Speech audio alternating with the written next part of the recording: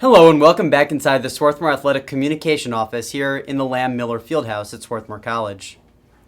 Well, it was one of the best weekends in recent memory for the Swarthmore Athletic fall teams. Shutout victory after shutout victory beginning on Friday as the Garnet upset 10th ranked Eastern, the Eagles, in straight sets 3-0. The Garnet's first ever win over an AVCA ranked opponent and only the second win for a Centennial Conference volleyball team over a ranked opponent. On Saturday, Swarthmore Field Hockey went to Widener for a 3:20 challenge match and shut out the Pride 4-0. Went up 1-0 in the first half, 3 in the second half for the final margin of victory. And the Garnet men's soccer team, they went up to RPI all the way in upstate New York and were 2-0 victors there over the Engineers. On Sunday, the women's soccer team with a big 8-0 shutout over Newman.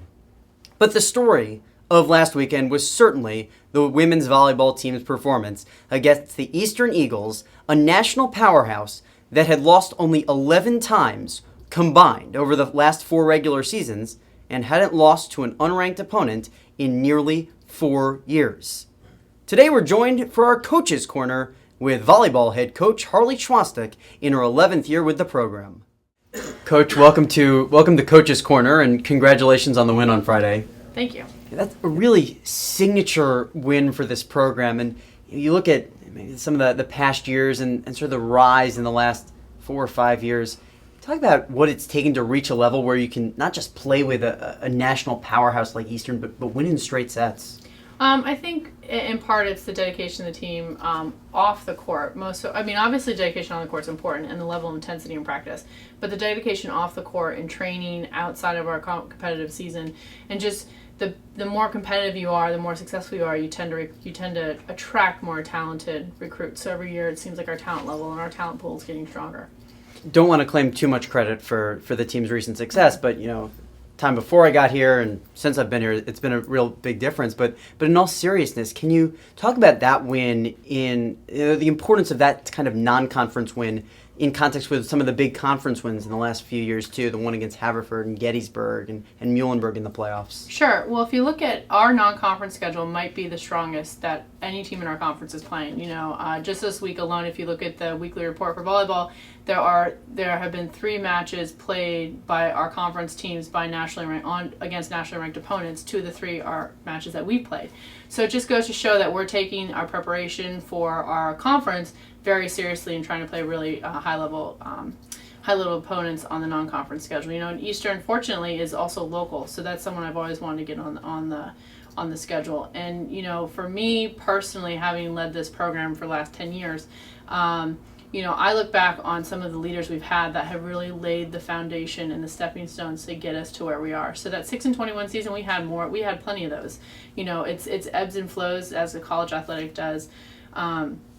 So when I look at that, I look back to seeing the foundation that particular leaders that have graduated before our current classes have laid that foundation to propel us to where we're at now. We talk about that foundation and this team looking to find an identity and gain an identity absent some of the graduates from last year and new assistant coaches as well. So what does this type of win mean in terms of forming that identity and shaping it so that this isn't just one big win at the start of the year, but something to really build on going forward? That's a great question.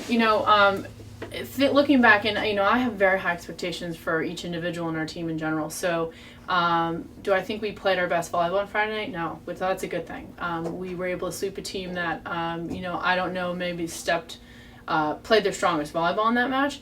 But the fact that certain things that we did in particular was that we had a specific game plan, we stuck to the game plan, we adapted when they adapted, and we finished, which was probably the missing link from last year. And so that finishing element is something we've been starting since day one in preseason, and carrying that over.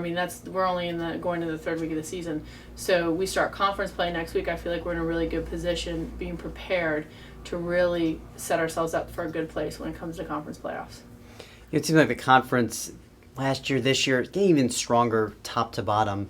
And it seems like the Swarthmore attack and offense has also diversified, become more complicated in the last several years with some of the new recruits, the new talent level. So can you talk about the importance of being able to be deceptive and diverse in the attack and on the defense too, with so many players coming in and contributing? Well, first of all, this comes from my playing and the coaches that I played for, is that the foundation, the defensive foundation, is really the end all and be all. You know, the common phrase is offense wins matches, defense wins championships. I firmly believe in that, from digging the ball in the back row to blocking at the net. And one of our strengths is we have size and athleticism. So I really work to coach each team to play to its strengths.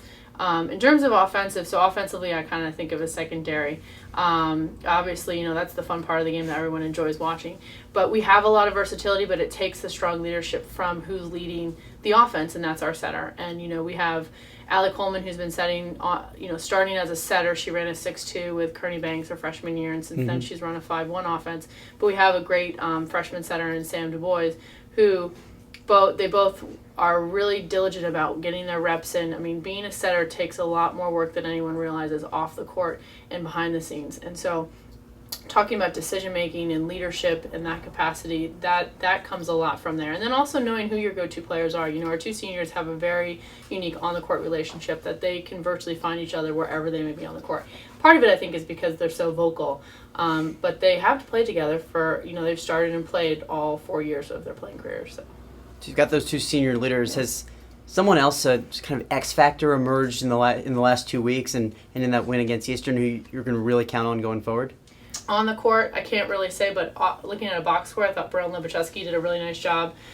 She put up great numbers. You know, the box score never lies a lot of times, and so her efficiency was really great, and not just from at the net and blocking, but it was also her defense. She dedicated herself this summer to playing, as a lot of our players do, and her court awareness just improved tremendously. So she's not afraid to step in and dig a ball, and her serving, you know, no one expects that typically from a middle. So she has that advantage, and she's very smart, and she works very hard, and they play together very well. So. Well, the Garnet will return to the floor on Friday and Saturday at the Stevens Duck Classic, and Coach, best of luck going forward. Thank you. Thank you so much for joining us here on Coach's Corner today from the Swarthmore Athletic Communications Office. Big weekend in store for the Swarthmore Garnet Fall teams. While volleyball's up at that Stevens Duck Classic, everyone else, they're beginning Centennial Conference play at Franklin and Marshall. The Diplomat men's soccer team, they're ranked number 5 in Division III. Field hockey team ranked number 9. It'll be a big weekend of games to start off the Centennial slate.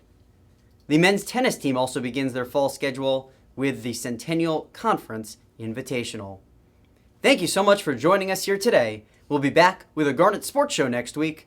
For everyone here, including our producer Pat Fahey, I'm Victor Brady saying so long for now, and go Garnet.